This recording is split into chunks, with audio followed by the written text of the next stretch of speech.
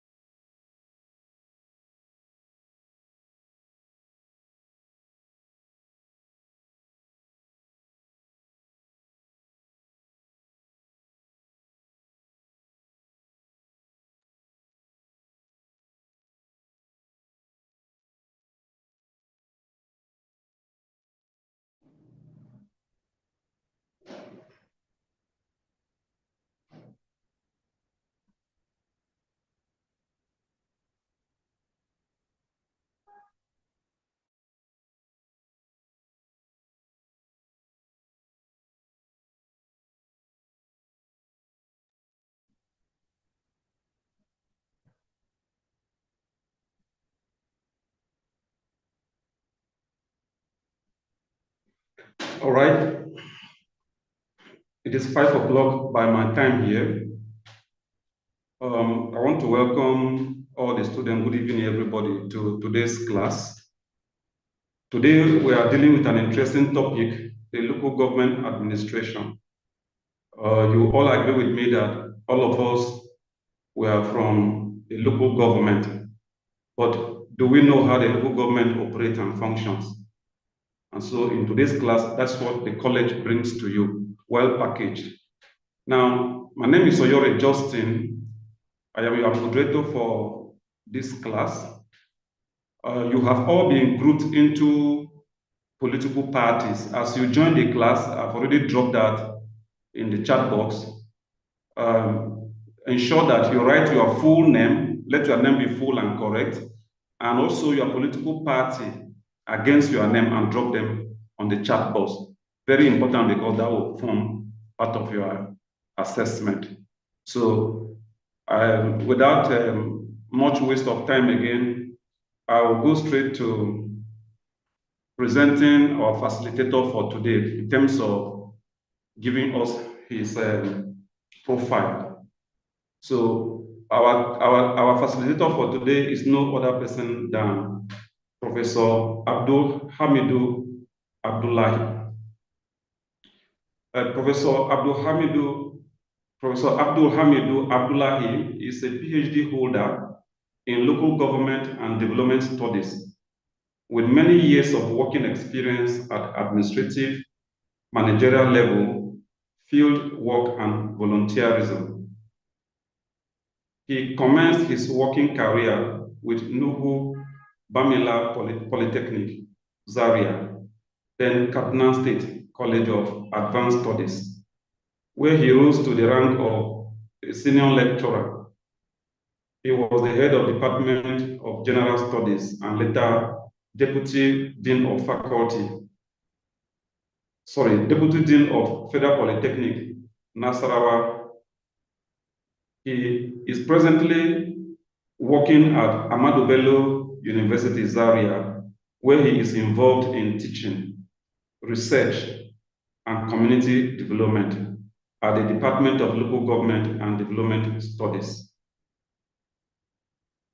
He has held many other responsibilities, such as Secretary, National Conference Organizing Committee of the Department of Local and Development Studies, Staff Advisor of Association of Students of Local Government and Development Studies, Patron of Junior Chambers International, JCI, Coordinator of Diploma Programs, Editorial Board Member of Zaria Journal of Arts and Literary Studies, Zajola. In terms of writing and publishing, academic research work, and presentations, he has many conference papers, journal articles, and chapters in some books to his credit. Professor Abdul is the producer of a radio program in Hausa language at DITV, Aleri Radio 97.7 FM Zaria, called Jamai da Jamai, translated to mean town and gown. As Assistant Research Fellow at Center for Democratic Development, Research and Training, SIDAT, member of Board of Trustees, Funtua Community College of Health Sciences and Technology, Funtua, Chairman of Initiative for Orphans and Vulnerable Persons, NGO, Zaria and Patron, Harmony Youth, Mucha Zaria.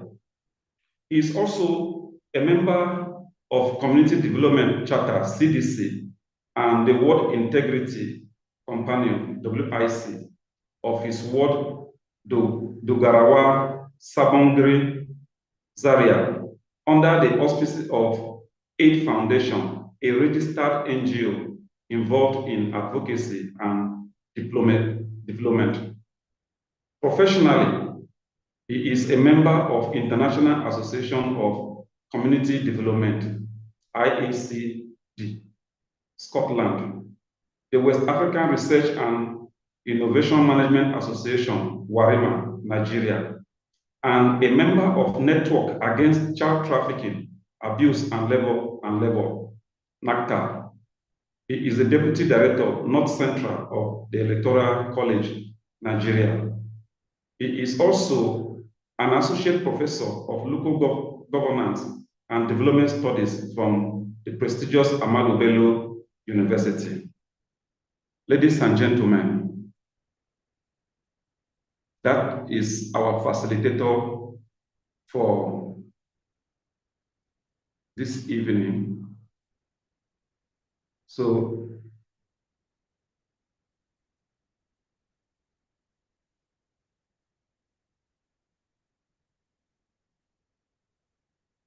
I want to check if he's on the call already, so I can hand over the stage for him.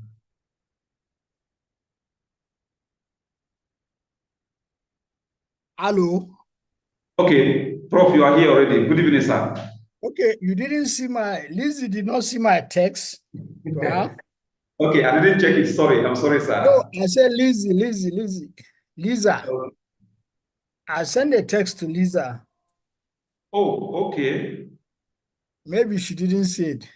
Okay, what is it about, sir, if I may ask? No, I told her that I should be given 5 minutes, and that was all. Okay, no problem. Prof, you can go on. Okay. So, Lisa, you are around? Can you share the slide?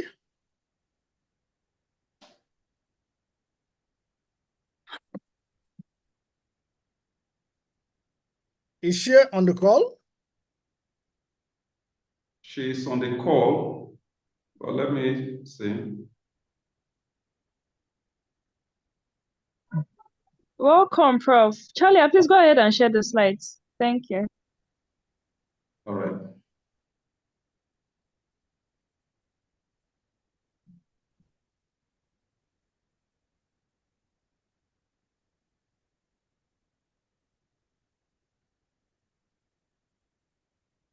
So while that is being done, all students, as you join, please mute your mic and mute your video so that you can hear clearly and there will be less interference. Thank you.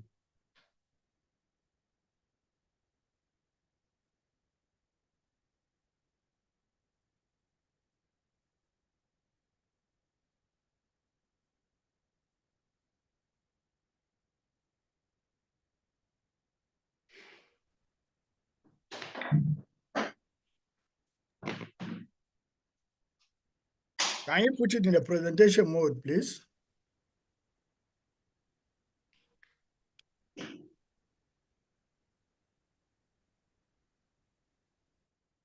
Or do I share it from my own end?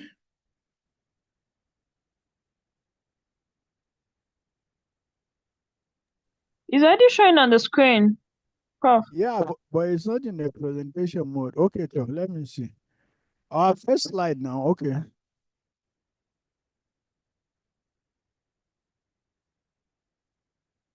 Hello?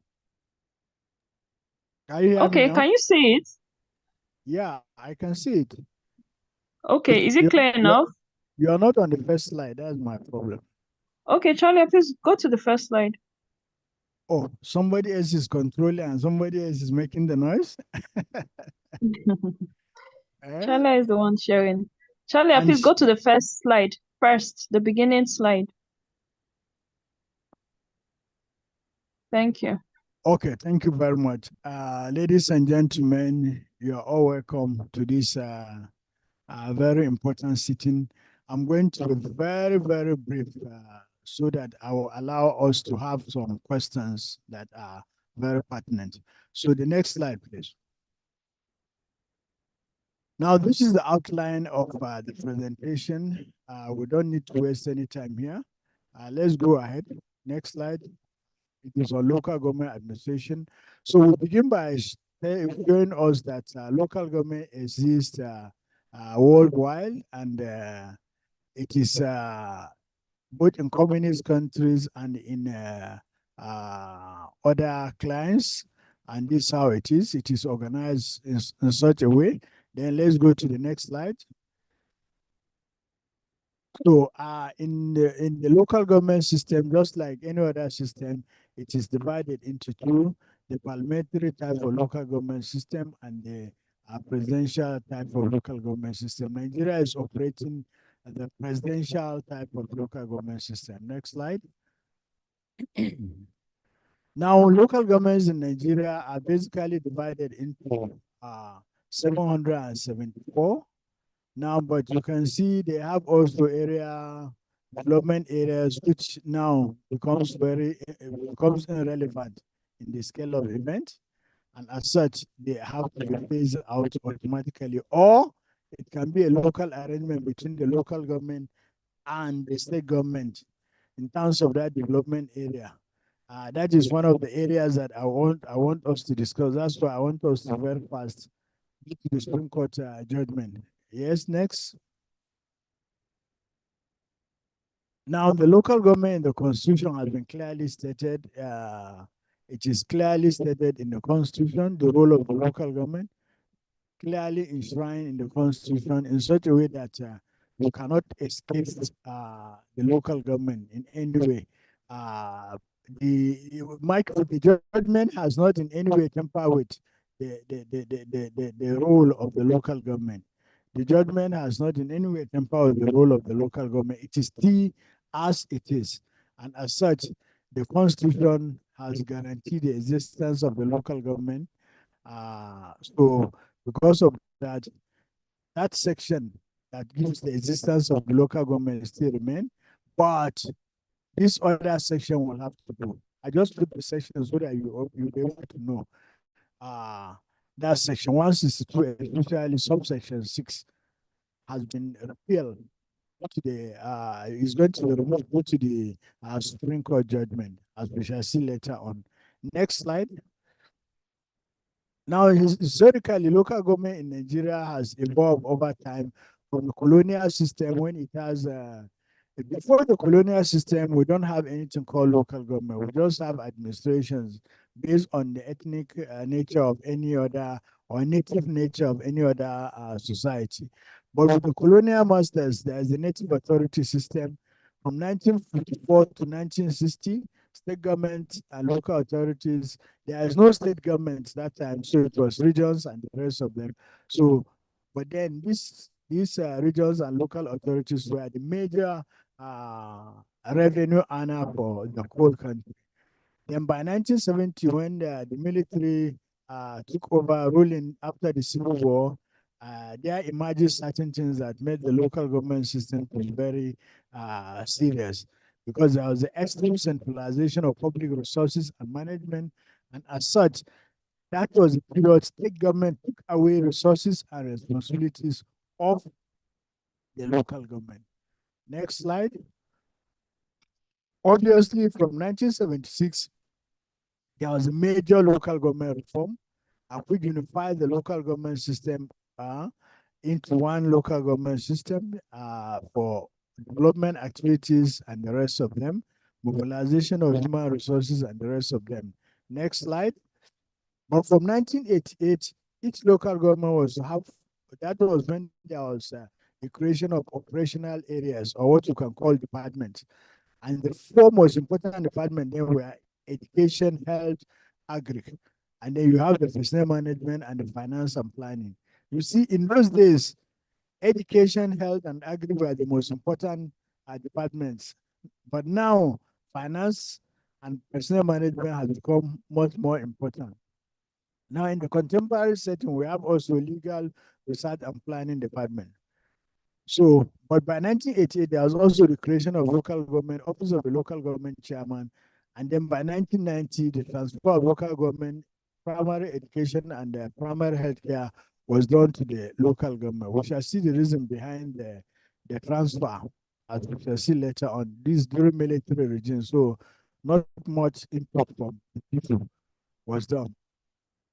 Now, from 1983 to 1989, sorry, to 1993, there was the adoption of the presidential system of government. That means that the separation of powers at the local government level. There was the executive and the legislature. So the powers of the executive is to appoint secretary to the local government, power over revenue and expenditure. So you can see by 1989 to 1993, the local government were getting its fund directly from the presidential account, with the local government chairman as the accounting officer of the local government. Next slide.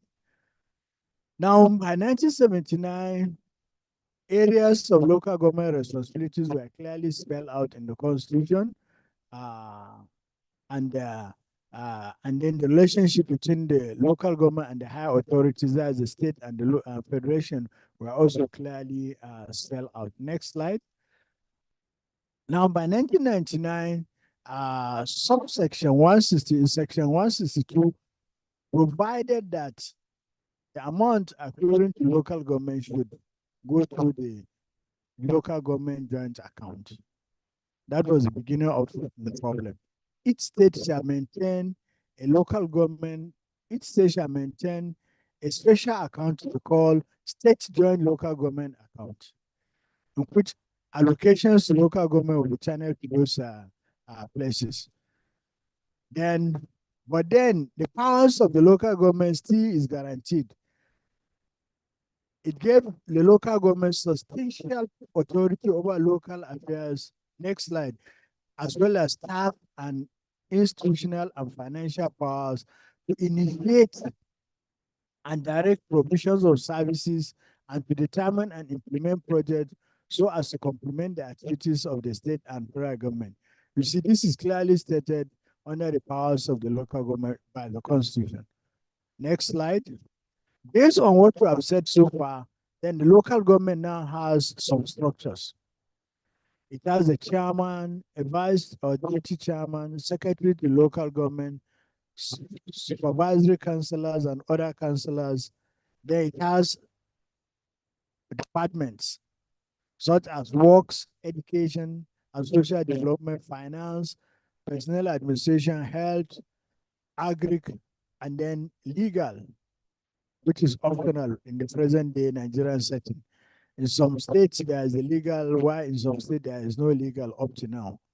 Now, next slide on the structure of the local government is further enhanced by having the Ministry of Local Government Affairs, which takes care of the financial aspect of the local government and the administrative aspect of the local government. It's kind of monitor what is done. Then we also have the Local Government Service Board, which is responsible for personnel matters. And then we have the State Auditor General for Local Government. And then we have State and Local Government Staff Pension Bureau or Board, depending upon the state. Now, these structures, please hold it in mind, because these structures, I will have to discuss them much later. Now, what is the power of the council, the local government council? Is to make law and then to vet and monitor the implementation of projects and programs. Then it also examines the monthly statement of the income. It can impeach the chairman, and then it can advise the chairman on such matters from time to time. Right? The next slide. The functions of the local government include inculcating positive citizenship attitude, providing basic community services, promote democracy, increasing citizenship participation and governance, and then the maintenance, provision and maintenance of markets, motor parks, feeder roads, agricultural extension services, primary health care. Next slide. Then at the local government, we have, in order to facilitate what I said earlier on, at the local government, we have the committee system. We have finance and general purpose committee. We have the education committee. We have the junior staff and management committee. We have the peace and security committee. We have the police and community relations committee. And others include disciplinary, monitoring, appropriation, and tax board for revenue collection. Next slide. Now, the local government also have what we call socio-economic functions. That means they report cases of unnecessary delay by contractors. That's the council micro, ensuring that projects are completed as when due and not vandalized. Underline that word, vandalized. Advising the executive arm of the local government, and then next slide, and then making sure that everything concerning the local government is done and maintained by communities. Next slide. The local government also have social mobilization and sensitization role by, first of all, encouraging community development programs and community development association, adult education classes, and then making sure that children must attend schools as of when due regularly. So if the local government is performing its duties, will not have this cry about out-of-school children all over the country. Then it must also be security conscious. Next slide. Reporting cases of breach of peace, ensuring visitors to their domains are identified, settling minor disputes, forming and holding meetings, which we know that it has not been taken place. Then at the local government level, we have what we call local government critical stakeholders. These critical stakeholders include Association of Local Governments of Nigeria, ALGON. Then traditional rulers. There is a difference between traditional rulers and traditional leaders. So we have traditional rulers and we have traditional leaders. We have other stakeholders like retired military and other officers, retired public servants, businesswomen and men, prominent politicians, youth leaders, captains of industries.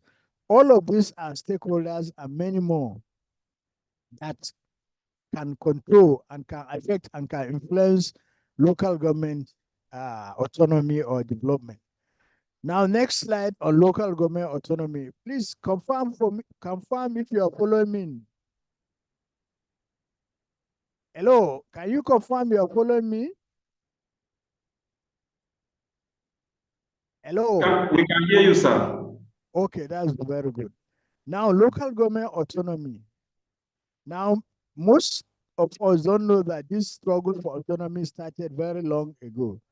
But the key milestone for that is by May 2019, the National Financial Intelligence Unit that was formerly under EFCC but was removed to be independent issued some guidelines against overwhelming influence of state government in the administration of local governments monthly allocation. Now, this is based on the cry by, sorry, I failed to mention there's another very big stakeholder, that is NOLGE, National Union of Local Government Employees. Is another big stakeholder. They fight a lot over this autonomy, together with some of the departments of local government in Nigeria. So this Nigerian Financial Intelligence Unit, now based on the cry by Nolge and others, decided to now gauge the local government. Now the agency threatened to deal with individuals and companies that are diverting local government funds, both local and international. Now the state governors, they went to court to challenge these agencies' penalty or whatever you can say. Then the judgment was given. It is clear from the provision of the NIFO Act, especially Section 23, subsection 2, Section B, and subsection 28 and Section 2, and Section 31 of the agency Act, that it has powers to make that guideline. That was a judgment at court. So there is nothing wrong with the agency restricting the powers of the state governors. Well, it never went well.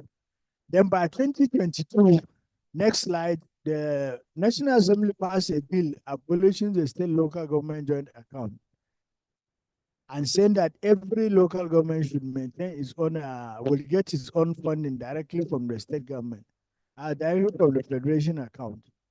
Now, that's done, yet the bill could not reach ascendance level because they were not able to get at least 24 state house of assemblies to approve that bill. So that was why it was tried at that very level.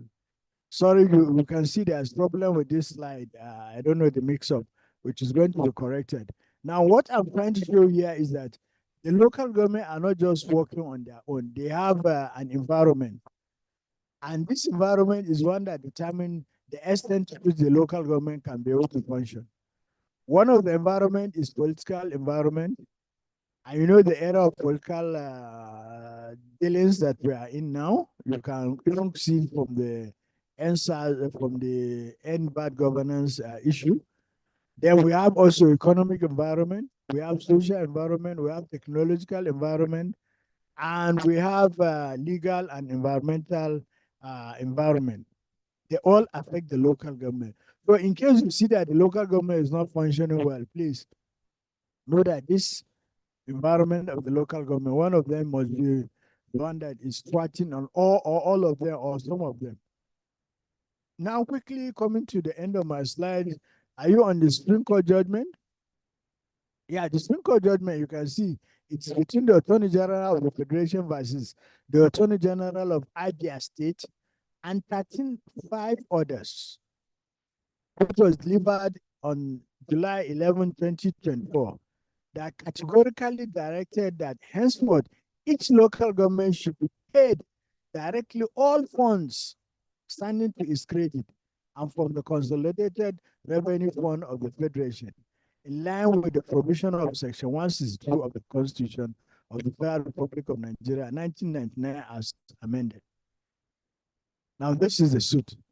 An order of injunction is hereby granted restraining the defendants, that is the state governors, from collecting funds belonging to the local government council I see this order stated clearly that an order for immediate enforcement and compliance with this order by the state government and subsequent government henceforth. This is a judgment of the Supreme Court. Now, some people said the Supreme Court judgment is not so much binding. But then Section 287, subsection 1 of the Constitution clearly mandated that decisions of the Supreme Court shall be enforced in any part of the Federation by all authorities and persons and by court of subordinate jurisdiction to that of the Supreme Court. So there is no court in the land that is above the Supreme Court. And all authorities must follow the decision of the Supreme Court. So this is the reason for. Now, let me just quickly, before we go to the main discussion, let me quickly give you some idea why there is, even before this judgment, or even the reason why the local governments are not functioning. There is defective and cumbersome structure of the local government. You remember the structure I said, the Ministry of Local Government, the Local Government Service Commission, and then the rest of them. And the powerful stakeholders that are in every local government, they all make the functioning of the local government inability. And again, the inability of the local government to enforce laws. How can they enforce laws when these people have already taken away the power that to make them to enforce law? An inadequate power of enforcement, they cannot enforce also power. Then we have low caliber of paid local government staff. Local government staff are the most poorly paid in Nigerian civil service system.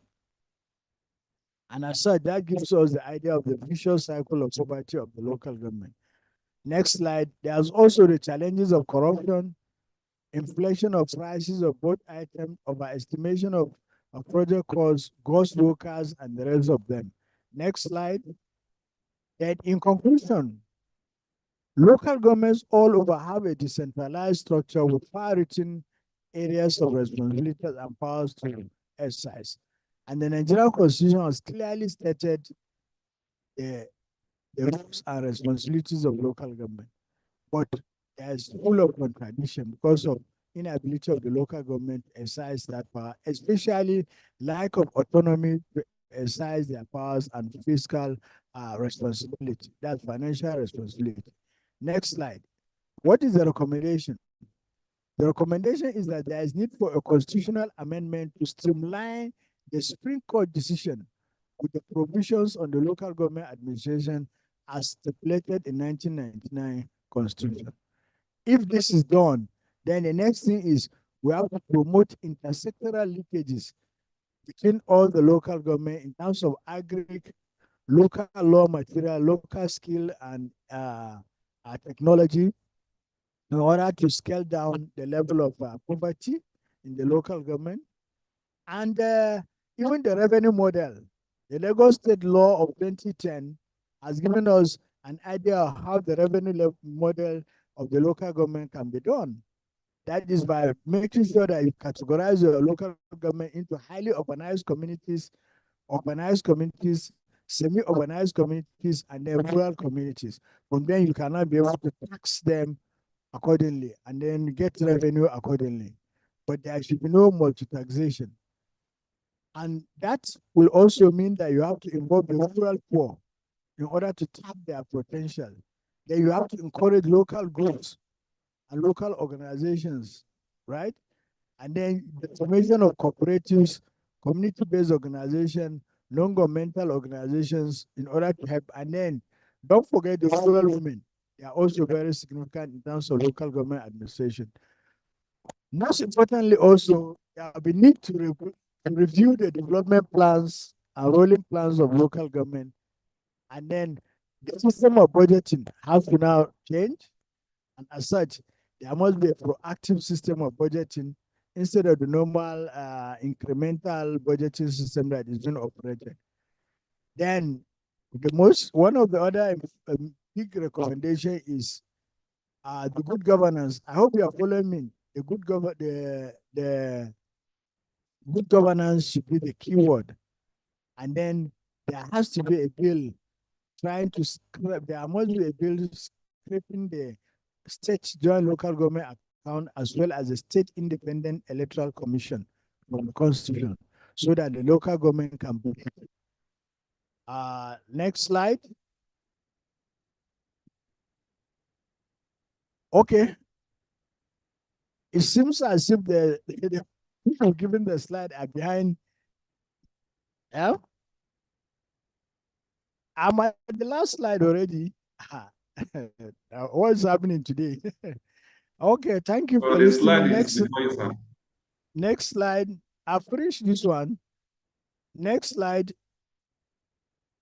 Next slide. Next slide. Good. Now this is, you can drop your slide. You can drop it down. Unshare the slide. I mean, remove it. But yeah, so now this is where we are. So let's do the discussion. We have just, I try to finish within the record time so that we can be able to start the discussion. And I have, first of all, if you have a question, ask before I ask my question. All right, Prof, thank you so much for yet another insightful lecture on local government administration. Students, you have all heard it from Prof. It is time now for questions. If you have your question, you indicate by raising up your hand or you drop your questions on the chat box and we'll take them one after another. So it is time for questions. Okay, yeah. Yes. Before we start the question, please, I want to extend my condolences to all those that lost their life during this period. During this period of the end bad governance, and then those that lost their property and the rest of them. Please, let's based on what you say about local government. So my first question to all the students is, what extent can local government, good governance be entrenched at the local government so that, because all the destruction happen within the local government. Forget about the fact that it happens in Kano. Kano has 2 or 3 local governments. And as I said, when you come now to quantify the level of destruction, you have to now go back to the local government area and then see which local government area has more problem. Which local government area experience more problem and why? And then why is it that the local government experience more problem? Okay, let's go ahead. Are we going to pick the ones in the chat first or the ones? There's the hand up. I suggest, Prof, we take the hands, then we now go to the chat box, sir. Okay, go ahead. Yeah. All right, sir. Okay, Mr. Danladi Ibrahim, if you can hear me, I've asked you to unmute. Please ask your question. Be brief and straight to the point. Thank you. All right, thank you, sir. Good evening, sir, and thank you, Prof, for this session. In the course of your lecture, you mentioned that there is a difference between traditional rulers and traditional leaders. So I don't know if you can shed more light on that. Then secondly, I want to know whether these supervisors that form part of the structure of the local government are the same with what we have today as supervisory councillors, and what exactly is their role in the local government. Then in the course of the lecture too, you made mention of the fact that let me answer these 2 first so that let's I forget. Yeah.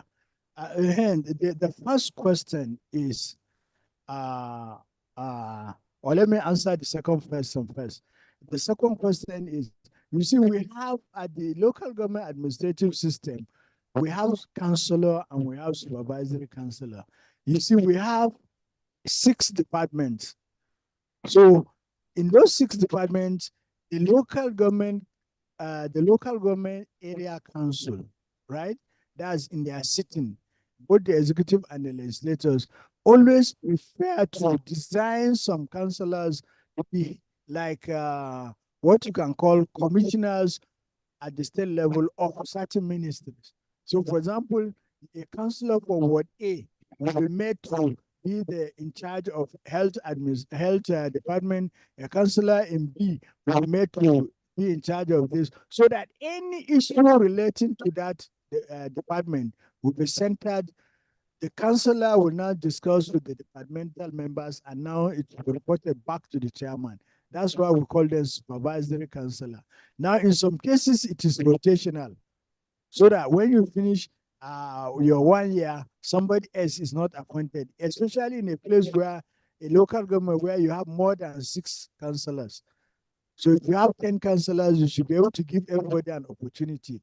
And mind you, at the local government level, they also have their own council. So at their own council, they also have the speaker, they have the deputy speaker, they have the minority leader, depending upon the local government. So those that are not speakers and those that are not deputy speakers, those that are not minority or majority leaders are given the role of supervisory councillor. I hope you understand, Aladi. So that is why we have, and not only the Aladi, all the other students, and that is why we have supervisory councillor, and then some are not supervisory councillor, but speaker. We have speaker, deputy speaker, and majority leader, and minority leader, and the rest. Sorry, what's the second question, Aladi? Unmute him, please. Let him ask the second question. Okay, Daladi, you can leave your mic on and then repeat your second question. Thank you. Yes, is the difference between traditional rulers and traditional leaders. Okay. Thank you very much. Thank you. You see, the traditional leaders, the traditional rulers, right, are those who are under the payroll of the local government. They are under the payroll of the local government. For example, emirs, obas, chiefs, obale, and the rest of them, and the meanguas and the rest of them. Why those that are traditional leaders are those appointments? For example, now I appointed the ED of electoral commission, electoral college as dan masanin siyasan Africa. That's the appointment I give him. Is a traditional appointment. That means he is the most knowledgeable person in terms of politics in Nigeria, in Africa as a whole, not Nigeria. How do you get me? So we can decide to say you wear it as the masanin siyasa of this sitting, right? Or you can say Lizzie is the masanin siyasa of this local sitting, right? Good. So that is the difference between the two. So can we get another person else? Thank you, Prof. Mr. Dalande, that answers your question. We have Ms. Shak, if you can hear me, I've asked you to unmute, ask your question. Be brief and straight to the point. Thank you. Thank you very much for the opportunity, and thank you so much, Prof, for this very elaborate rich session. So my question is, during the course of your class, you made mention that there are categorizations in a local government, and you talked about how some parts are known as the rural settlement and all of that. This is not me saying it verbatim, but you said there's a kind of division within a local government. So I would like to ask, for why is such a division or categorization? Why does it exist within a local government? And then what is the implication of such division or categorization within a local government? Then the second question is... Sorry, let me answer this very important question before we go to it. I was very brief too. I was not the one that divided them. I said, in order to facilitate the taxation at the local government level, Lagos State government set the pace because they are trying to collect revenue. So they set the pace of collecting revenue by categorizing local government areas, right? By categorizing local government areas into highly urbanized. Why? Because Ikoyi, for example, Ikoyi is highly urbanized. You don't expect the taxation of people staying in Ikoyi to be the same thing with people staying in Banana Island, and to be the same thing with those who are staying in Ekpe or Agbeda, Ekosi, and the rest of them, or Alewa in the Korodu area and the rest of them. I hope you understand. So that is why they categorize it into, or when you come to Abuja, for example, you don't expect somebody who is staying in Amak pay the same rate with somebody who is staying in Abaji or Gwagwalada. right? Or Kuje, or Buari, and the rest of them that are rural area councils. So that is why it was meant to facilitate. So what I'm saying is that I'm suggesting to the local government that they should imbibe this kind of categorization so as it will enable them be able to collect tax accordingly so that there will be no, because the earning power is different. Somebody who is staying in, for example, Metama is earning more than somebody who is staying in Buari, for example, or Kuje or something like that. The rural areas there. Thank you very much. Or do you say Alaj? Or Papi? Right? Okay, then go ahead, Mishak, your second question. I hope that answered your question. Unmute yourself, Mishak. Yes. That was so clear, and I'm so glad that I asked that question. I have a better understanding, now. Thank you so much, Prof. Then the other question I want to ask is this session is very important, and it's very important for the sake of governance, because like we all know, local government is a key aspect of governance or government that that is closest to the common man, right? So I want to ask, why is it that, you made mention of, people tax. I remember I grew up in a certain location where, even the meat sellers are being taxed, right? But we're not seeing the reflection of these taxes within the community. As a matter of fact, the signature of the local government chairman and the local government what's it called now, subcommittee leaders or sub leaders, we don't get to see it. It's only about the state, and when you ask about the project, if at all any exists, they'll tell you it's the state. We don't even get to see our local government's chairman. It's like they are ghosts, with all due respect. So what do you think we can do about that to just make their effect or their signature visible to the common man, because they are the closest to the common man? And just like you made mention of, it's one of the reasons why we have protests and we have upheavals within the polity, because the common man is really not feeling that effect, that positive effect of governance. So what's your take on this, sir? Thank you very much. Just like we did federal government and bad governance, so we should also try and do local government and bad governance, because but before we do local government and bad governance, we should make it more organized. The end bad governance was not so organized, and that is why we have a lot of casualties, and then people popping, and then criminals and the rest of them popping. Instead of attacking protesters, they were looting people's property.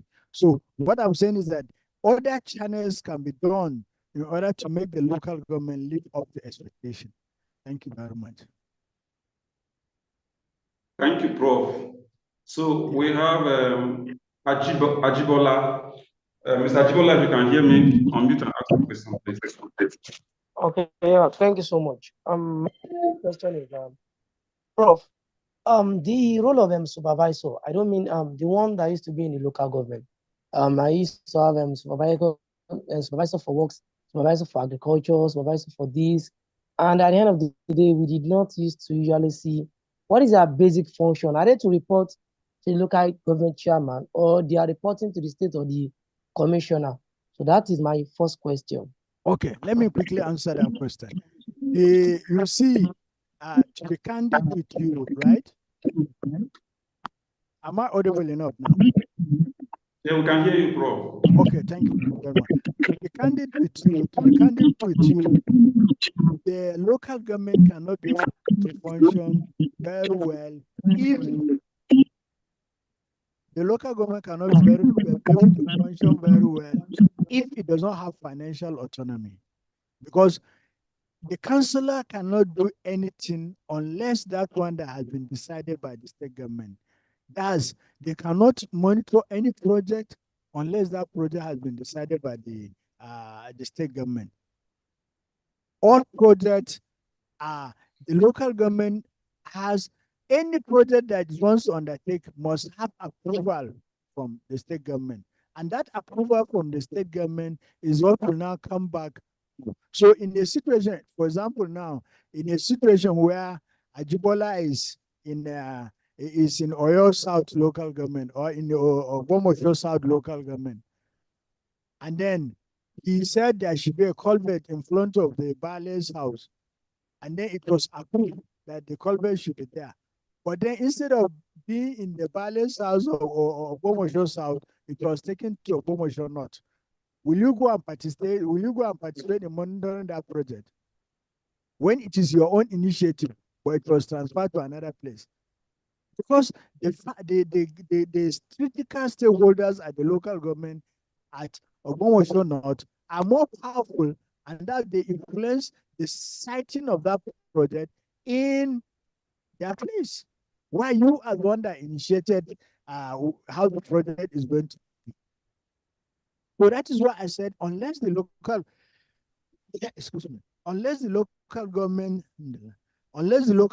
has an autonomy to determine even its project, then there is nothing else that can be done. Ambassador Godwin, you're welcome once again also. Thank you. Right. Thank you, sir. Yeah. Zakaria Dauda. Go straight to your question. Excuse me. Yes, thank you so much for the wonderful session. We can't hear you. Be audible, please. Okay, thank you so much for the wonderful session. I have a very simple question, sir. And my question is, sir, Prof, can you hear him? I can hardly hear him, please. I can hardly hear him. Okay, Mr. Dauda, please be clear and audible. I don't know if you are using mouthpiece. We can't hear you clearly. Or disconnect your Bluetooth speakers.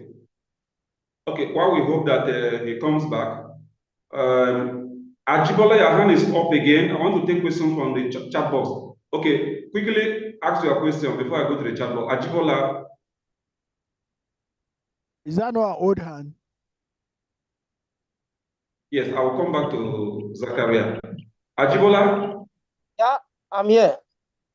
Okay, your question, please. My second question is as regard the traditional rulers, like the king that we used to have. Usually I used to know that they are under the local government chairman. But at the end of the day, I can see that they are just duplicating our effort. Whereby why can't we scrap out the traditional ruler and be making use of the local government chairman? Because at the end of the day, we see that the traditional ruler hereby have another effect on the local government chairman. They can't do anything without getting through the traditional ruler, and the traditional ruler is not majorly functioning politically. So how can this help, sir? That's a question for the whole house. That's a question for all of us. But what I only want to say is that, for example, now, if we take a state like Kebbi State, is there anybody from Kebbi State here? If you take a state like Kebbi State, most of the traditional rulers in Kebbi State, at least the highly placed traditional rulers in Kebbi State, are retired military generals. Even the Sultan of Sokoto is a retired major general, right? So are you telling me now that if I retire as a professor, I will not have my students behind me? So will I allow a local government chairman to mess me up when I have my students in all over the place, right? So that's on the lighter side. What I'm trying to say is that constitutionally, they are given the role of advisors. But in sociology, we have what we call manifest and latent function.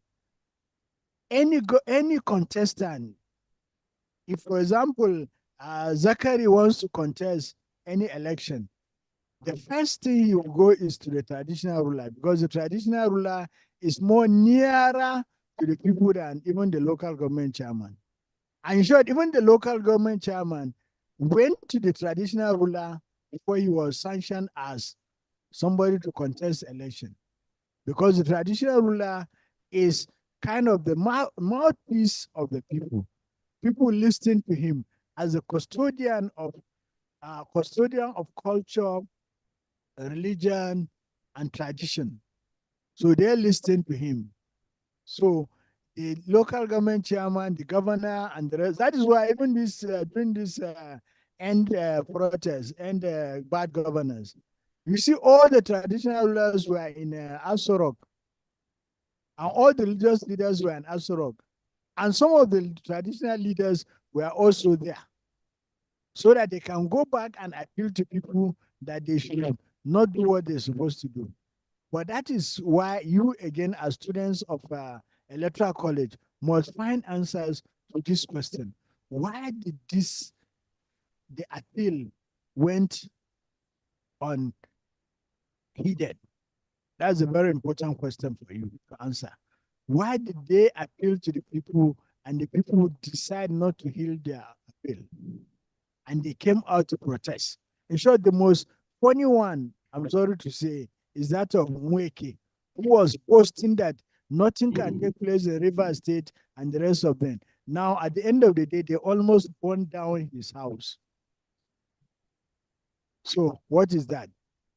That means there's a disconnect between even the traditional leaders and the government functionaries and the people. That's just the answer. And as such, any local government chairman that is being given all the money that he's given and he decides to mess up, he's going to be in soup. That's just the message that is being sent across to all of us. Okay, I hope that answered the question. Obi, Zakaria, are you back? Zakaria. Yes, please. Please confirm you can hear me. Okay, you are clear now. Okay, yeah. Thank you. Thank you so much, Prof, for the wonderful session, sir. So, sir, my question is that how can a local government chairman effectively manage and addresses challenges that is posed by that's posed by the career workers in the local government secretariat? Because I was fortunate to be very close to a local government chairman, and he was lamenting about how corrupt the career officers are, and how they have resist his opinions. I understand what you're saying. Yes, the yes, career officers, civil servants are under the Ministry of Local Government, and then some of the junior ones are under the Local Government Service Commission. So you can see why the chairman, to discipline them, he will have to go back and lobby in the ministry and in the commission. And that is why I see some, for example, treasurers of local government, directors of finance, and the rest of them. The chairman doesn't have the right to transfer them. They have been transferred from other places. I hope you can see. So because they are transferred from other places, he himself has to go and lobby if any one of them is disturbing him. So this is another second question again. To what extent can the Ministry of Local Government Affairs and the Local Government Service Commission be effective in the aftermath of the Supreme Court judgment? Moderator, just write that question down because the student will have to do something about it. Okay, what's the question again, sir? To what extent can the Ministry of Local Government and the Local Government Service Commission be very functional in the aftermath of the Supreme Court judgment? Okay, noted. Because the Supreme Court judgment is going to give all powers now, because he who owns the piper dictates the tune. The chairman now owns the power to even release your salary. And if you misbehave, will the ministry have power to control him? That's another thing again. So the lawyers in the house will have to now give us answer to this question. Yeah, so any other question, or go to the chat box? Okay, Obi Godwin, can you unmute and ask your question? Be straight and brief, please. Obi Godwin. Yes, sir. Good evening, sir. Prof, thank you so much for your insightful teaching. you've spoken so much about the local government, but I still have a doubt in the aspect of the challenges facing local government in Nigeria. I realize that the local government is one of the third tier uh, of the Nigerian structure. But in Nigeria, the excessive manipulation of other superior tiers of government in the presence of local government is very disturbing. Aside from the lack of financial autonomy, which has existed even after the 1976 reforms up until the recent judgment of the Supreme Court, we realize that one of the major problem for me has always been the absence of genuine political representation, especially the knowledge of even the local government chairman themselves, including the councillors and all of that, is also worrisome because at the end of the day, there's nothing that the other tiers of of government can even do without the local government presence. Because if you talk about the resources, whatever thing they need, even the political office holder, all of them are recruited right from local government. But I also understand that the arrow of power is also top to the bottom in Nigeria. Now, my question is, how do we handle the going forward after the authority that the Supreme Court has given to the local government chairman?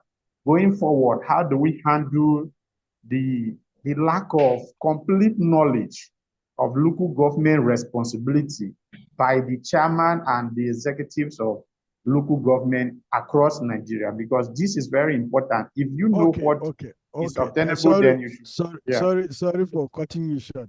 I don't know whether my brother Ambassador Godwin can be able to give us the answer.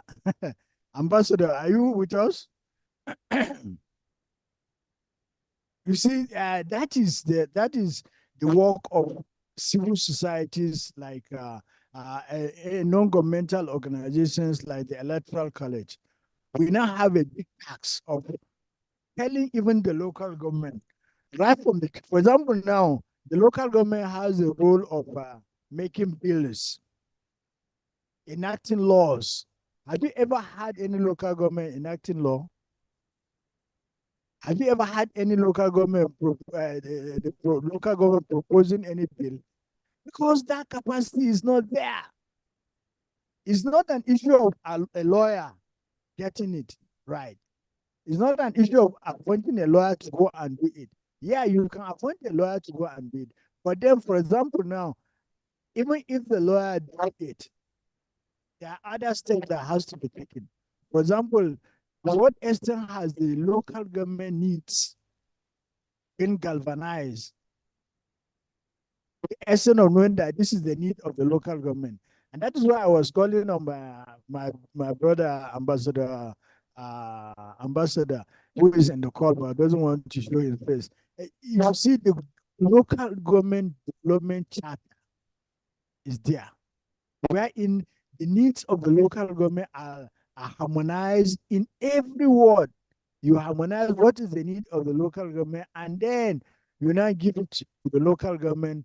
Then the local government from there will now take it to the state, and then if it is the work that involves the state will handle it. If it is the work that involves the local government will handle it.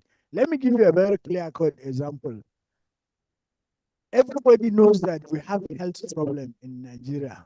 There's proliferation of every angle you go in the village or in the cities, you see different chemists, different people that are claiming they are healers and the rest of them. Now, I won't tell you his name, one of the House of Reps member decided and got an oversight function of building a clinic somewhere. Now, because the local government staffs, the local government leadership generally, and the community are so myopic that that structure, after almost 7 years, that structure is still lying low. They have already finished the painting. They have put all the necessary thing in the place. Now, when they brought the equipment, they said they want to bring a guard. And then what happened? Security men to guard the place. They say it is not safe. Let us do some other little clearance. They took the whole items, the medical items, to the local government. One by one, it got disappeared. One by one, everything got missing, from the theater table, the chairs, the cabinet, and now that place now, to furnish that place with equipment now, you have to talk about some millions of naira. So you can see, good. So you can see the problem lies with all of us. We have to go back to the drawing board and hold people accountable. Ask the real question so that you cannot be accountable to it. Yeah. All right. Thank you. Thank you, sir. There are still more hands up. I have Adorable Francis. Can you unmute and ask your question?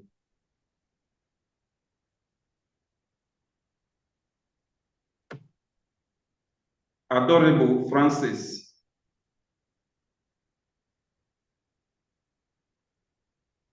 Okay, if it's not ready, somebody say, Yes, is the local government a third tier of government? Yes, as enshrined in the constitution, yes. And why was it possible for the state governors to manipulate the process up to the, okay, now that same third tier of government, there's a section in the constitution that stated that there has to be state joint local government account. That was why the finances of the local government was now channeled through the state joint local government account. So the local government don't have access to that finance till the state government gives them whatever they want to, or they decide whatever they should be taking. Now, that's a very good question, because I wanted to give you see, before local governments were getting their finance directly, especially during Babangida regime. But then what happened is that so many local government chairmen at that time ran away with the allocation. They famous. They went to Niger, Chad, Cotonou, and the rest of them. They just go to the bank, cash the whole money, and off they left. That was the reason why it was cancelled.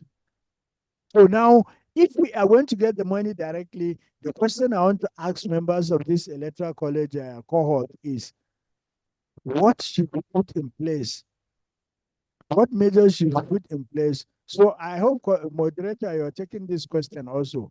What yes, I'm not the first question. I'm noting this one too. Yeah, what should be put in place in order to check that local government chairman and there is no connivance within the local government chairman and the other civil servants to weeks away money of the local government? What could be put in place to? What measures should be put in place to make sure that local government chairman with connivance did not run away with local government finance? Okay, noted. So let's take some questions from the chat box, Prof. As I have some few hands up, but there are a lot of questions at the chat box. Let me take those ones before I come back to the people with their hands up. Some of them have already asked one or two questions. So there's a question, there are two questions here from Mr. Eso Emmanuel. The first question is, apart from the legislative functions of the councillor, what again is their core function? That is their core function. Legislative function is their core function. And in the course of the legislative functions, their other functions include monitoring and evaluation of projects at the local government level, making sure that the local government budgets are intact. What I mean by intact is that they are exactly commensurate to the project that they want to do. And then there is the judicious spending of the local government funds, either in terms of expenditure or whatever thing that is being done. And then it has to be approved at the local government council. That's okay, thank you. Yeah. Somebody is saying, is the state independent National Electoral Commission legal? It is legal. And that is why we are now calling that section of the Constitution that make the state independent electoral commission should be repealed, so that we now allow the federal because there's a lot of things that takes place. You can see that every government in the at the state level contends win all the local government elections because they control the INEC, state INEC. So, but if that is repealed and then taken to the federal, maybe there will be some degree of changes. The manipulation may be less. Yeah, thank you. All right. Second question from the same person. He said, what is the duty of a supervisory councillor? Just as I mentioned earlier on, that's his duties: lawmaking, oversight function, monitoring and evaluation, participation in budgetary activities at the local government level, and the rest of them.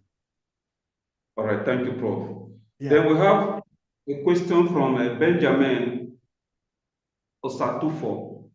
He is asking, can the local government chairman be impeached? And who are those that have the power to impeach them? Just like governors are impeached, governors can be impeached, senators can be recalled, so also councillors at the local government level can be withdrawn, can be recalled back. It can also be recalled back to their level. There is also provision for the calling of all of them back. In terms of the chairman, there has to be certain percentage of how it can be recalled. So also the councillors. Okay, thank you, sir. But you see, a question from okay, go ahead. Okay. Go ahead, yeah, go ahead. Okay, question from Akbe Henry. Thank you very much, Prof. My question is, how is local government held accountable and what oversight mechanisms exist? First of all, the oversight mechanism is supposed to be done by the councillors. And the second oversight function is done by who? Should be done by the community itself. For example, now the local government construct a borehole, but it is not functioning. Then it is the community members that now go back to the local government chairman and complain. And complain firstly through its own councillor, then to the local government chairman. Then there are also very critical stakeholders I mentioned earlier on. For example, now take for example the emir of Zulu, who's a retired major general. If the local government councillor is messing up, his local government councillor is messing up, he has the right to call him to order. Not just as a father, but also as a retired military officer. He knows what is expected of him. But the issue is that, are they doing it? That's the question. So you now add this question again. To what extent is the critical stakeholders influencing local government administration?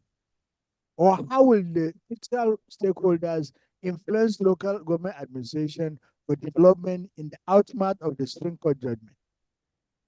All right, thank you, sir. I've noted the question down. Good. Then there's a question. There's a question from Aminu Omar.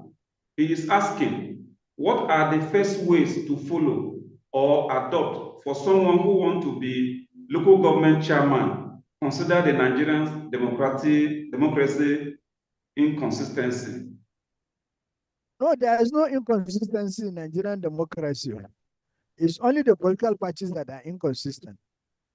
The constitution said there is no independent candidate. So since there is no independent candidate, you have to go through the local government council. You have to go through the political party, sorry. So you have to get registered as a party member and then get the nomination and the rest of them as a party members. So automatically it is after you do that you cannot be able to gain the ticket of the party, and then you are now free to contest election. But then you must also be prepared. Contesting election will also mean before winning the primaries, you know that there are so many things that always take place. That I'll leave it to you to find out. All right, thank you, Prof. So there's a question from Matu Samuel. like it's like governors are not comfortable with the financial autonomy of the local government and other Exactly. reforms going on in order to aid the effectiveness of local government. What can be done to totally free the local government from the control of the governors? Thank you. The only thing that can be done is to also galvanize other stakeholders. You see, they went, Mike, you remember that in 2022, they went to court and they lost. Now in 2024, the Supreme Court gave them the final judgment. Now it is left for us, civil society organization, non-governmental organization, critical stakeholders to mobilize ourselves and then make sure that the governors don't sabotage the autonomy of the financial autonomy of the local government. And how can we do that? What are the first steps to do it? Is to make sure that the Ministry of Local Government and Local Government Service Commission, their role is clearly defined so that they cannot influence the financial aspect of the local government. All right, thank you, Prof. Question from Ibrahim Mohammed. Are supervisory councillors constitutional? They are, as long as they are councillors, are they constitutional? Sorry, as long as they are councillors, right? It is at the discretion of the local government council, right? I told you that at the local government council, just like you have at the federal level, wherein you have, what do you call it? Wherein you have the majority leader, minority leader, speaker, and the rest of them. So everybody in Nigeria is crazy for power. And as such, those posts are created in order to accommodate the yearnings of political power of the people. And as such, it depends on the local government council. They can decide to say, we don't want to operate with supervisory councillor. And they can decide to say, yes, well, let's have supervisory councillors in our local government system. All right, thank you, Prof. Yeah, thank you. Yeah.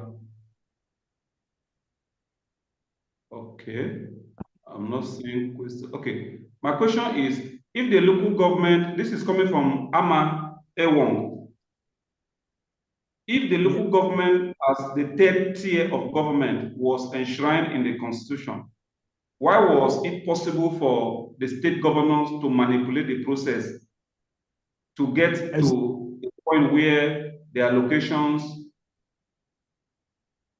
of the local government were being transferred to the joint account opened by the state government, thereby denying local government their rights to local government allocations? Yes, because a certain section of the constitution mandated it that there has to be state joint local government account. So it is what the Supreme Court is saying, that that section is not relevant. It has to be removed. That means you are, for example, now, whenever there's, those of you who are passed through tertiary institution, no. If you are given scholarship by, for example, TED Fund and the rest of them, or any government body or any non-governmental organization gives you money, or the student loan, it will come through the university or polytechnic or college of education. When it comes there, they are going to reimburse the money to you. That is exactly the system. Now, in the case of the scholarship, they will remove what you're supposed to pay the school, and they will not give you the balance. And that is what is happening also at the local government joint account. The local government will get what it's supposed to get after the necessary deduction by the state government. And that is what is happening. So they do the deductions. And again, you see, let me enlighten us more. At the local government, there's what we call, there are certain things we call extrajudicial expenditure that is being incurred by the local government. For example, now, the statutory expenditure is taking care of the salaries of staff of the local government, taking care of the what you can call a nominant of local government chairman and councillors and the rest of them, traditional rulers and the rest of them. Then there's a primary health care, and then there's primary school teachers. So after this deduction, this is not the only deduction. No. Then there's also the taking care of, if you have a barrack in your area, there are certain amount you must be given that barrack, either military barrack or custom barrack or police barracks or the rest of them. There are certain amount of money you're supposed to be given. And then if the wife of the governor is coming or the governor is coming to your local government, there has to be some, you know now, how they have to welcome her or welcome him. The state. So all those are expenditures. And then you are supposed to also take care of NYC. I hope you understand. So these are some of the expenditures that is incurred by the local government. So, and again, there's what we call joint project between the state and the local government, because there is a council that decide on how to spend that money. That's local government money. So what we are saying is that instead of the local government to say, this is our project, no, rather the state says, this is the project you're supposed to do. And most at times, those projects are not the needs of that local government. Rather, they are the means of giving some contractors that favor the party opportunity to earn some money. So you just go to the governor and tell him that, see, this culvert is bad, and let's then you will say, go and meet the chairman, let him put it in the budget that you will now present. Now, when they bring it, it will be approved. And then already, instead of following the process of the bidding, procurement process, and the rest of them, they have already earmarked who's supposed to get the work. And as such, you are just going to be told that somebody is coming to construct the place. And that is why we have some standard construction, some standard activities at the local government level, because people are not in tandem. They are not connected. They are not part and parcel of the planning and the implementation of the project. They only see a project happening. Let me give you a very little example in Kaduna State. In Kaduna State, there are some schools that where if you go and see them, you think that they are in America or in London or in Paris. Very beautiful schools. But at the end of the day, where are the beautiful teachers? There are no teachers. There are no teachers to teach, because how can you come and be paying somebody even the minimum wage? You are not able to pay them completely or come in regularly. Eh? So who will now go and teach in primary school or secondary school when he has private school that can pay him more better? How do you understand this issue? So, but you ask yourself a simple question: why is that school built very beautifully and in a rural area? You build a very beautiful school in a rural area, but there is no quarters for the teachers, there is no quarters for the principal, there is no quarters for the other staffs of that school. That's a misplacement of priority, as some of us will say in the development palette, we call it a misplacement of priority. Because you are building it's just like somebody buying a Honda, buying a car for your wife when she doesn't know how to drive. Huh? And you've not thought about how to fuel that car. You went and bought a Jeep for her. And your salary cannot even fuel that Jeep. Then what are you doing? Are you not adding a problem for yourself or for her? So you should sell her jewelry and fuel the car or the Jeep. So you can see, you say, my wife, take a Jeep car and be taking my children to school. But there's no money for fueling. So you build a very big school and there's no facilities for the teachers to stay. So somebody, for example, is teaching in a very good school in Buhari, but there's no quarters for him, or teaching, we post him, for example, in Ikorodu to teach, and he cannot afford the money you pay him as salary, cannot afford him to rent a place there. So he has to go to Italewa to rent a place. And then you expect him to transport himself to come to that school regularly. It is not possible. Thank you, Prof. Yeah. There's another question here from Samuel. He is asking, is there any clause in the 1999 Constitution that clearly gives state governors power to control over the local government? Some persons have made reference to one Dasuki white paper of 1986 that gives state governors control over the local government. What actually gave them the right to erode the autonomy of the local government? Are the state INEC legal? Okay, go on, sir. Okay. The state INEC are legally constituted. But what we are saying is that the influence of the governor or the government or at the state level is much on the state INEC that makes them not to function very well. That's one.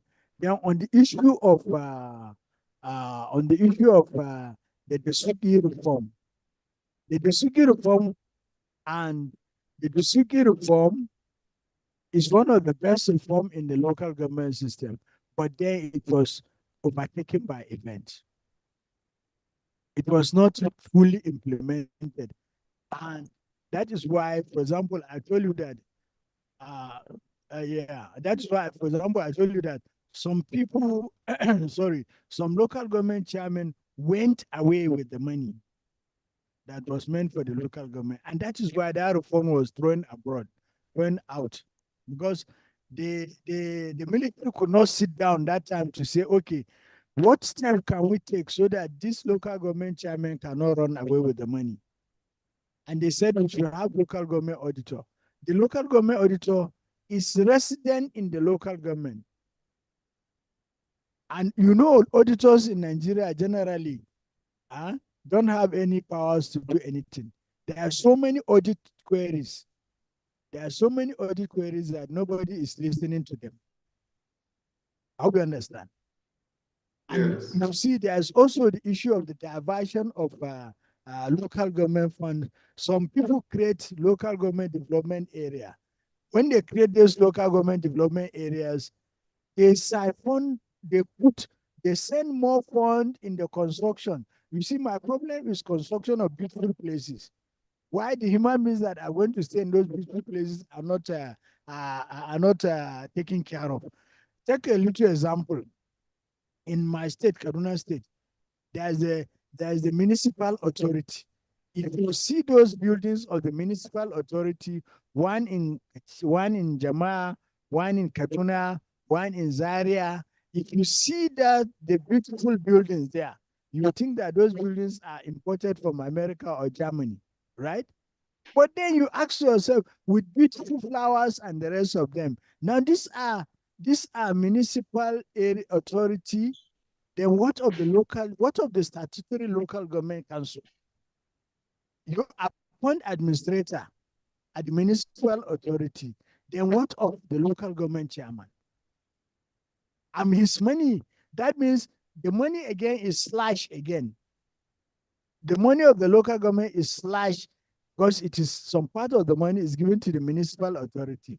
They create some bogus functions for the municipal authority and they gave them some functions to do, right? And that is why, luckily enough, in Kaduna State, immediately this judgment came in, the State House of Assembly decided to repeal the law establishing those municipal area councils and the local government development council because they are not relevant in the outcome of the 21 in the Supreme Court judgment of July 11. So you can see the situation.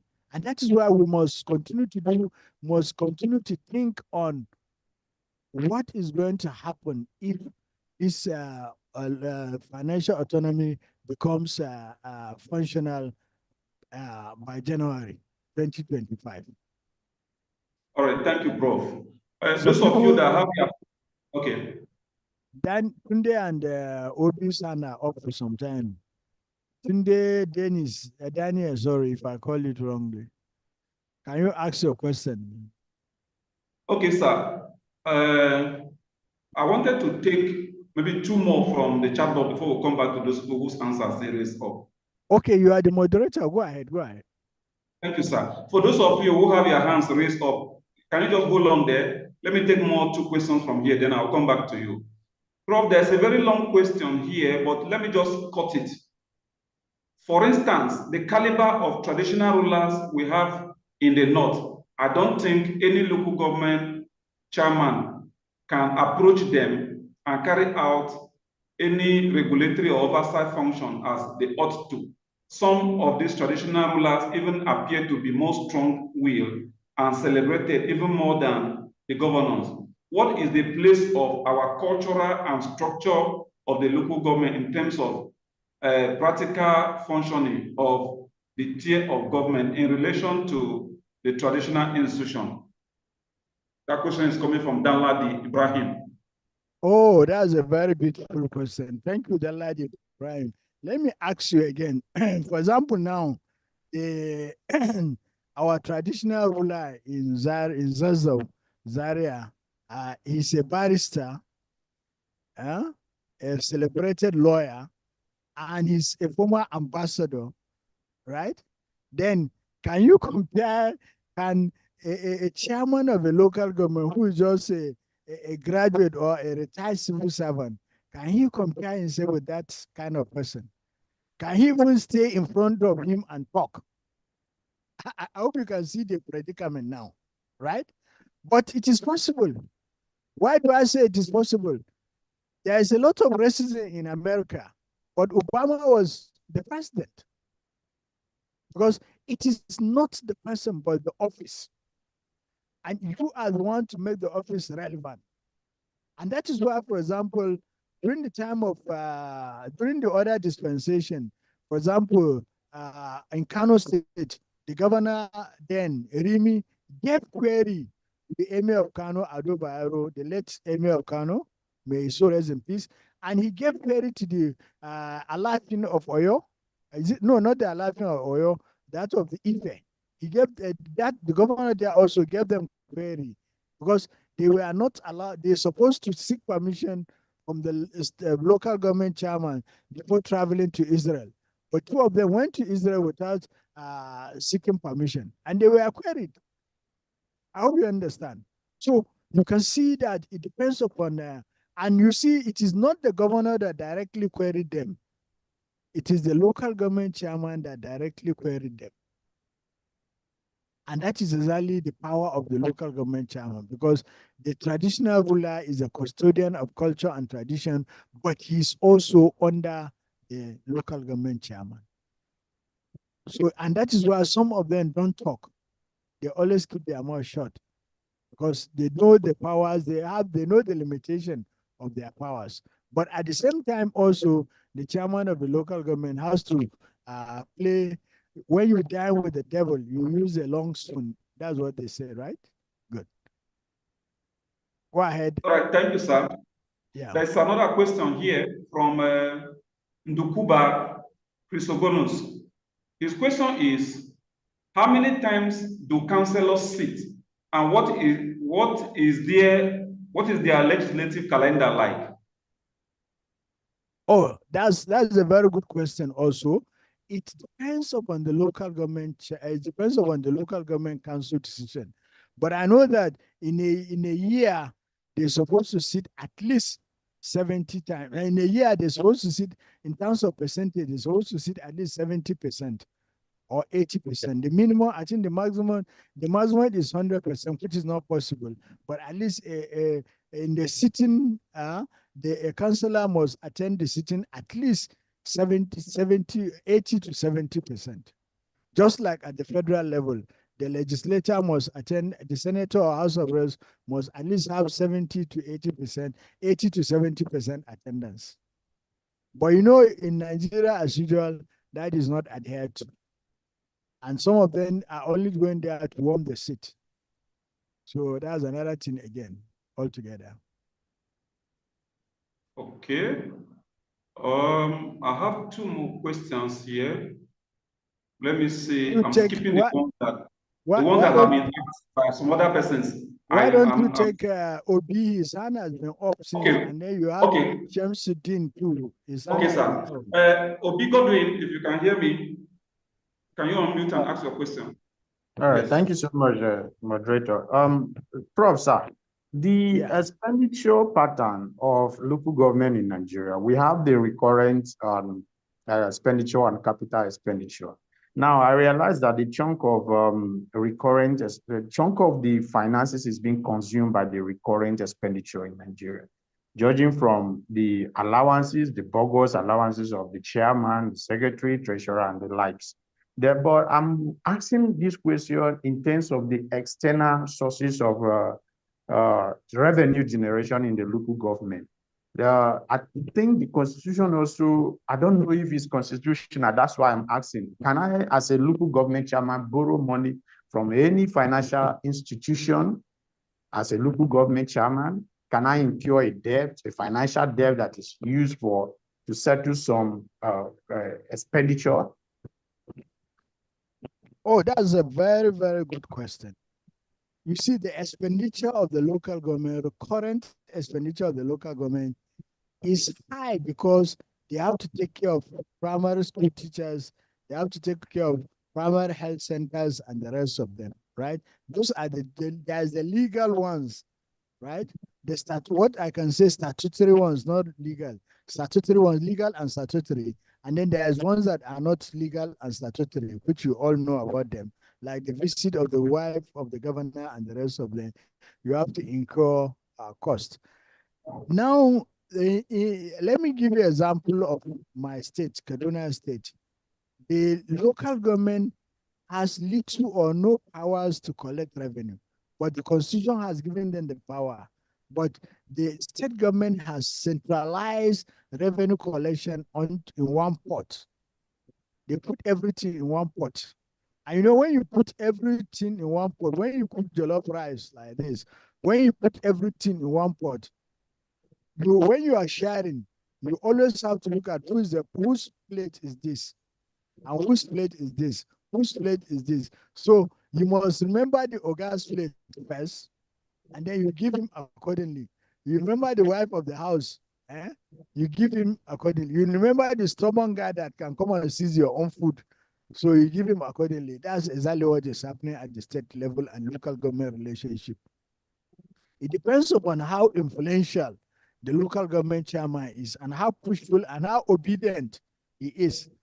For example, I know of a local government chairman who went and sited a borehole in front of the emir, in front of the chief of the village of the governor. So immediately he started constructing the borehole even before approval was given. So immediately the father of the governor just called him and said, thank you. We are having a borehole in front of our house. So the governor quickly sensed that there is something happening. So he now called the chairman. Then the father said, who is constructing? He said, that your hardworking chairman came and he told me he needed permission to do this. And then I told him they gave him the site and so in cut a long story short, the money was approved. But how much was approved? The father also did not know, but it's only between the governor and the chairman of the local government. So you can see things like this happen. And as such, that is why, but in the actual sense, the statutory rules are there. But in some cases, the government, and again, even the external, so even the revenue collected by the federal government, by the state government, in terms of value-added tax, certain percent supposed to be given to the local government. But to what extent is those percentage given to the local government is something that is questionable, because it is not usually given to the local government. So that's another problem again for us. And that is what some of this, thank you. Yeah. Thank you, Prof. So in short, it is very difficult for the local government to source for external loan or even domestic loan, because it has to take permission from the government of the day.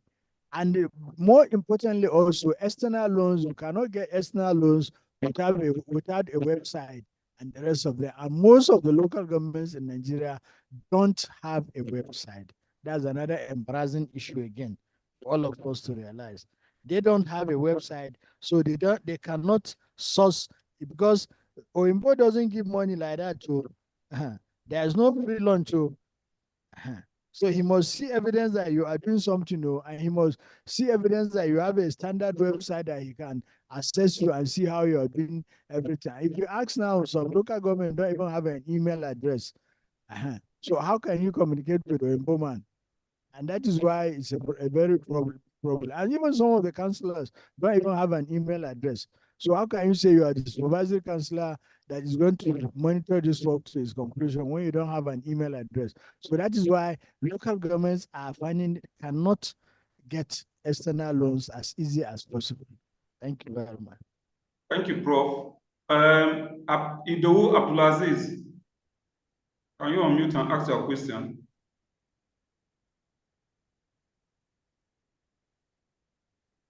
Idowu Abdulaziz, if you are not there, Sam Sidin, if you can hear me, I've asked you to unmute. Okay. Samsidin Saloko Adeshina, go ahead and ask your question. He's not there present. His hand is up. His hand is up. I'm trying to ask them to unmute. Okay. Can you hear me now? Yeah, we can you hear me now? Yeah. Oh, yes. Good evening, everyone. Good evening. Good evening, sir. Assalamu alaikum, Prof. Thank you for Salam. the insightful session so far. Yeah.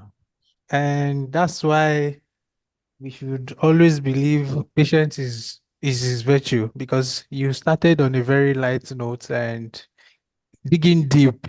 You are more than robust than expected. Thank you so much, sir. Thank you very much. And please, I want a further concrete insight about the situation of additional creation of LCDs, mostly in Southwest states. I would appreciate if you can give an elaborative insight on your position in the creation of those local council development areas in some states, which is, so to say, meant to take governance closer to the people. But from what we are seeing and what we've experienced so far, is looking to be more politically inclined than developmental considerations. I would honestly like your critical insights on that subject matter. Thank you, sir. I don't have any critical insight. What I want you to understand is that if by the time the Supreme Court judgment becomes very functional, then many questions will have to be answered. Many questions will have to be answered, because are we going to have can the governor just decide to give development area to his village? Can he then the finance, is the local government chairman going to sit down?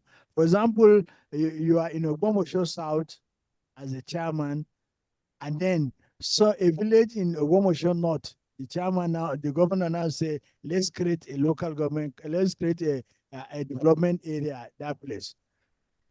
Then you yourself, can't you now fight for your own area to have a development area? So there's going to be a tussle of leadership. And the person that can be able to galvanize the critical stakeholders will win the day. And that is why, personally, I advise that the status quo will remain as it is. No any development area. Rather, come and lobby your local government councillor so that he will bring development to your area. That is all. Just as it is done at the federal level. You know, at the federal level, in the actual sense, it's just that we don't know because we are not part of it. But it's a war. There's always a big lobby by the House of Reps members, by the senators, in order to corner development to their area. And that is why some House of Reps members and senators will finish the whole of their tenure and there's no development taking place in their area because they don't know how to lobby, and they don't lobby, and they do not know they don't have the will, and then they don't have the capacity and the ability to bring development to their area. So personally, I feel the status quo should remain. A local government should remain and the powers of the local councillor should be executed by the councillor himself, so that let him bring development to his area. If he's not able to bring development to his area, if he's not recalled for the end of his tenure, after his tenure, he will not be given a second chance to come back again. That's a better option. Okay, sir. Additionally, from your explanation, do you think would have a problem of equity and equality?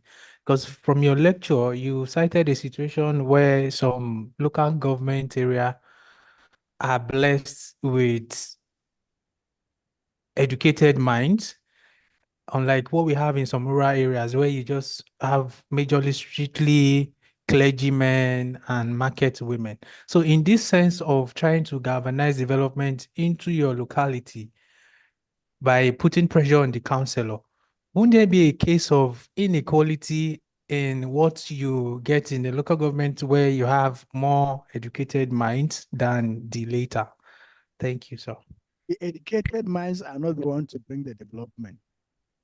Is the struggle, is the awareness, the consciousness of those in the area that can bring about development.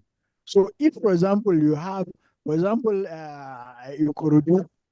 Ikorodu has a lot of people there, but they are very good. I'm sorry to say they are very good in Owambe during the weekends and the rest of them. So if they are not very conscious of development in their area, that's left for them.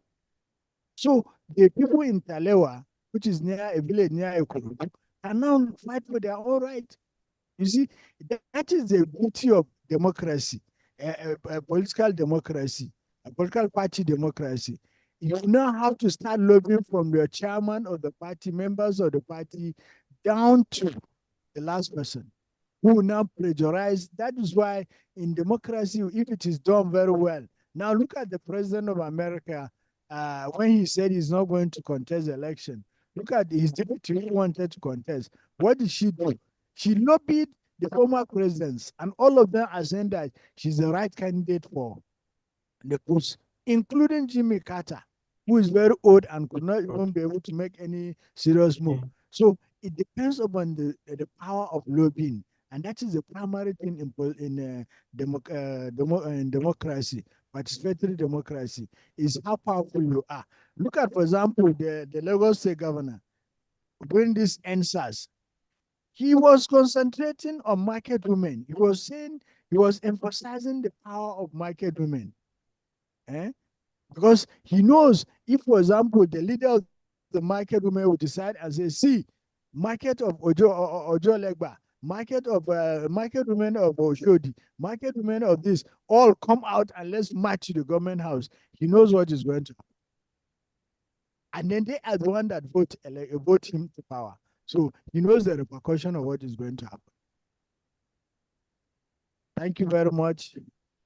I hope I answered your question. Yeah. Thank you, sir. There's no more question from.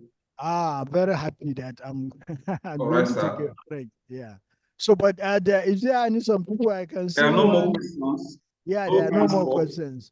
I don't know whether my ambassador will say anything. Yes, Hayatu, there's one Hayatu Mahmoud I see around. I don't know. I invited him. I don't know whether he's going to say something. Ambassador Mahmoud. Okay, they don't want to talk. So that is. There were questions you asked me to write down for you, Prof. Yes. So read the question to the students so that they can be able to now take it. That's a take home. Okay, should I take them? There's a take home for the students that they should know that. Sorry for interrupting, sir. Please, sir, can you help us to type the question on the group because we can't really hear clearly, sir. Moderator, did you hear that? Yes, I heard. They said they want me to drop the questions on the chat box. I will do that. Is it an assignment, sir? No, not in the group, not in the chat box. In their groups, there are various groups. Okay, in their various groups. Yeah, their class WhatsApp. That's what they mean. Oh, that's fine. That's fine. Yeah, and you also put in our own WhatsApp group too. for my own Oh, consumption. yeah, that's fine. I will do that, Prof. Yeah, so that the other members of the electoral college who are not here can also be a party to those questions. All right, sir. So, Thank you Prof, very much. in the absence of any other question, I want to seriously appreciate you and thank you for this Okay, engagement. just before you say that, I also want to please once again extend my condolence to all those that lost their life during the end bad governance, and those that lost their property, and my condolence to the families of those that lost their life. And then I'm appealing to the youth that please let us be more. Let us know that any property destroyed is a touch on our taxpayers' money. We all pay tax, and it's going to affect us. And then now with the Supreme Court judgment, it is now the local government. The governors will not be able to. They will remove their hand in repairing those things that were destroyed. They will remove their hand because they are not happy with what has taken place. So you see, you have now caused us the channeling of expenditure to where it is not supposed to be channeled. So with that note, thank you very much. Thank the Electoral College for giving me the opportunity, and thank all participants. And I expect a very good result so that at the end of the day, I'll come to your graduation ceremony. Thank you very much. Thank you. And if you have any question, you'll know where to ask the question and to be sent to me. Thank you very much. Yeah, thank you, Prof, for the class. Before we close finally, I want to sound this warning. I'm talking about the students. Now, I have just observed that the class was about 80-something students, and hardly have we finished. If you check the attendance now, it has dropped to about 57. For those of you that are still in class, take note of this. The college does not give you that privilege to hop in and hop out at will. You are here to learn, not to come and sign attendance and then you jump out. So if you repeat this again, you will be automatically marked as being absent. We are taking note of your behavior while you are taking these lessons. So advise yourself and advise your colleagues. Thank you so much. So I want everybody now to unmute and thank our facilitator. He did so well. Some of us will be contesting for local government chairman in days and years to come, or for councillors and all of that. We've quite understood now how we go about it. So we need to thank our facilitator. Unmute and then thank your facilitator, please. I've asked everybody to unmute.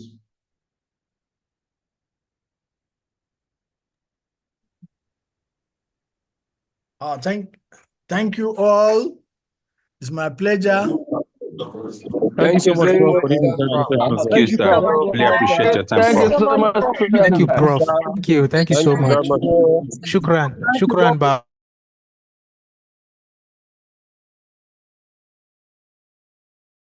Sir, for that very insightful and interesting class. And thank you, Mr. Justin Ray, for the beautiful moderation. So just a quick reminder, everyone has been shared into different parties. Please, if you haven't joined your party, you have today to do so. So please endeavor to do that. And from now henceforth, the moment you come into class, you should please put your name in the chat box and your party.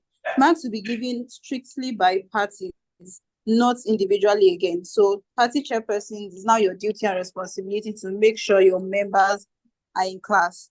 Thank you very much, everyone, and see you tomorrow. No, wait, please. Which party will you assign me? Because am I going to join the chairman's party? Is it the ED's party, which is it SDP or which one is it? And Thank then you, you should sir. also tell us your own party too. You and Eliza. Okay, thank you very much. Thank you. Thank you very much, sir. Yeah, Good night, sir. All right, thank you and bye, everybody.